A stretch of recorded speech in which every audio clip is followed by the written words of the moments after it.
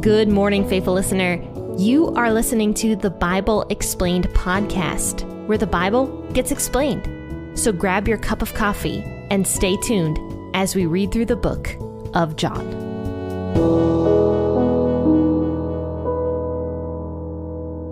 Hello and good morning, faithful listeners.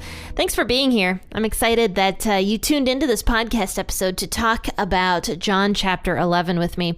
We're going to be talking again about Mary and Martha, and today I'd like to go into the two sisters and just talk about how different they are from each other. I think this will be a really interesting discussion about Martha and Mary both. Actually, before I begin, let me do a quick recap. In the last episode, we talked about Jesus was just told that Lazarus was very sick. Now, of course, Jesus knew that Lazarus wasn't just sick, that he was going to die. And Jesus actually waited in the area that he was at for 2 whole days while Lazarus was dying. And of course, Lazarus was a very good friend of Jesus. And so was Lazarus's sisters, Mary and Martha. So now 2 days after Jesus hears the news about Lazarus being sick, he waits where he's at, and now he's going to travel back to Bethany where Mary, Martha, and Lazarus lived. Now, of course, the disciples weren't too happy about all this because Jesus had just been attempted to be stoned, like killed, by the Jewish leaders in that area. So they were being very, scared, and basically we're like, okay, let's go with Jesus to go die, basically. So that's where we left off the other day. So let's read once again John chapter 11, verses 17 through 37. So when Jesus came, he found that he had been in the tomb for 4 days already. Now Bethany was near Jerusalem, about 15 stadia away. Many of the Jews had joined the women around Martha and Mary to console them concerning their brother. Then when Martha heard that Jesus was coming, she went and met him, but Mary stayed in the house. Therefore Martha said to Jesus, "Lord, if you had been here, my brother wouldn't have died. Even now I know that whatever you ask of God, God will give it to you." Jesus said to her, "Your brother will rise again." Martha said to him, "I know that he will rise again in the resurrection at the last day." Jesus said to her, "I am the resurrection and the life. He who believes in me will still live, even if he dies. Whoever lives and believes in me will never die. Do you believe this?" She said to him, "Yes, Lord, I have come to believe that you are the Christ, God's Son, who comes into the world." When she had said this, she went away and called Mary, her sister, secretly, saying, "The teacher is here and is calling you." When she heard this, she arose quickly and went to him. Now Jesus had not yet come into the village, but was in the place where Martha met him. Then the Jews who were with her in the house were consoling her, and when they saw Mary, that she rose up quickly and went out, followed her, saying, "She is going to the tomb to weep there." Therefore, when Mary came to where Jesus was and saw him, she fell down at his feet, saying to him, "Lord, if you had been here, my brother wouldn't have died." When Jesus therefore saw her weeping, and the Jews weeping who came with her, he groaned in his spirit and was troubled, and said, "Where have you laid him?" They told him, "Lord, come and see." Jesus wept. The Jews therefore said, "See how much affection he had for him." Some of them said, "Couldn't this man, who opened the eyes of him who was blind, have also kept this man from dying?" So verses 17 through 23, Jesus goes to Bethany. And it says in the very first verse here that when Jesus came, he found that Lazarus had been in the tomb for 4 days already. Now, Bethany was near Jerusalem, about 15 stadia away. Now, 15 stadia is about 1.7 miles or 2.8 kilometers. So not very far from Jerusalem. And many of the Jews had joined the women around Mary and Martha to console them concerning their brother. Now, I should also mention that this was extremely close to Passover, that all this happened. Like, Passover was around the corner when this was taking place. Like, the Passover was very, very quick. It was around the corner, so that means that Jesus was getting very close to dying at this point. And he was making his way into Jerusalem slowly. As we found out in Luke, Jesus was taking a very long time to make his way back to Jerusalem. He was healing people along the way. He was just doing a lot of things that Jesus did, like teaching the gospel, healing people, encountering people that needed him. And now one of his most miraculous miracles was going to be this one where he heals Lazarus, who had been in the tomb for 4 days. This means that Lazarus' body was about to decay. It was getting close to decaying. It was going to smell. But of course, since we're not going to talk too much about Jesus raising Lazarus today, I'll go more into that on Tuesday when we talk about that. But anyway, Jesus was not far away from Jerusalem. Passover was around the corner. And so Lazarus died, and many of the Jews, it said that they joined the women around Martha and Mary to console them concerning their brother. And I really think it's interesting, verses 20 through 23. Martha heard that Jesus was on his way, basically, and she went and met him. But Mary stayed in the house. So Mary and Martha are pretty much opposite personalities. They're two sisters, very opposite from each other.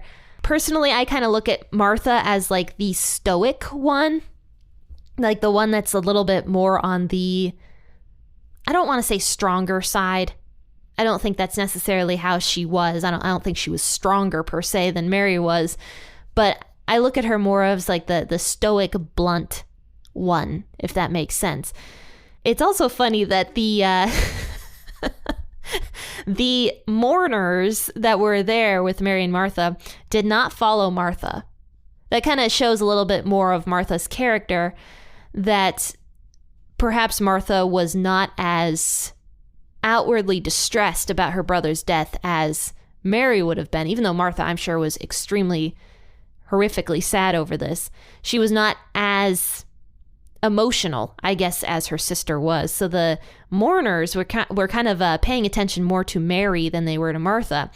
So Martha goes out to see Jesus, and she says immediately, "Lord, if you would have been here, my brother wouldn't have died."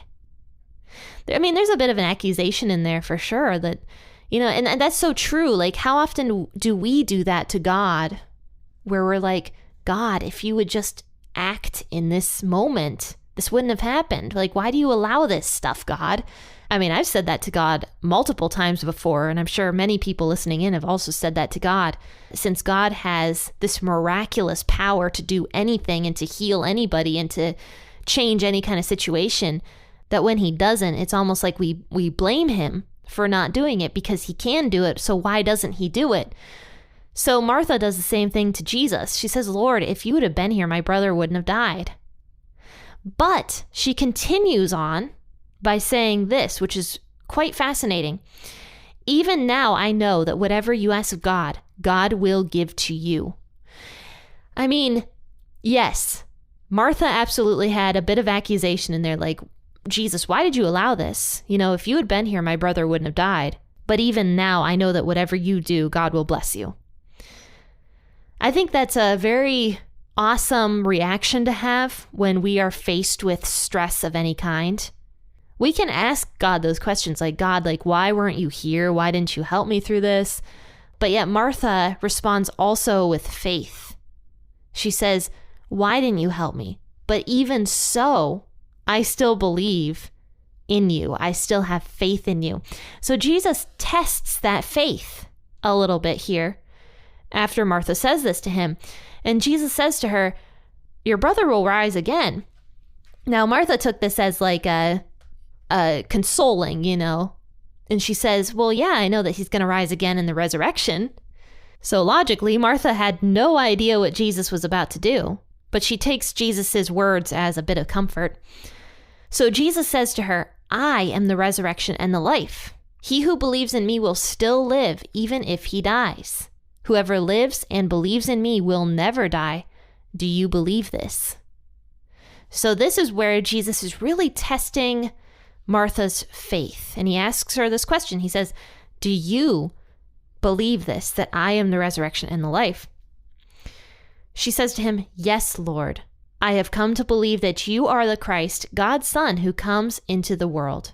So what she's saying is that she believes genuinely that Jesus is from heaven, that he is God's Son, and that he is the Messiah who is going to save people. So she did, in fact, have faith in Jesus, though she does not specifically say that she believes that he's the resurrection and the life.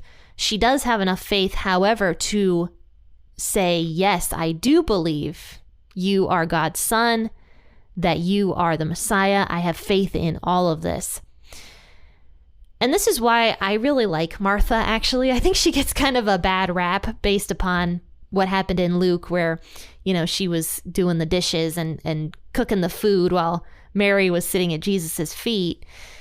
But Martha's response here is just absolutely genuine. She has faith in God, even though she doesn't understand why God would allow something like this to happen. She has faith in Jesus. But let's see how Mary responds. So what happens is Martha goes back home and calls Mary, her sister, secretly, it actually says in verse 28, saying, "The teacher is here and is calling you." So now Mary leaves the house. I don't know why Mary didn't leave the house before. The first thing I thought while reading this was that she had some anger towards Jesus. That's how I would respond. But then again, she does go to see Jesus when he calls for her. But when she heard Martha, it says she arose quickly and went to him. So Jesus had not yet come into the village. He was still in the place where Martha had met him.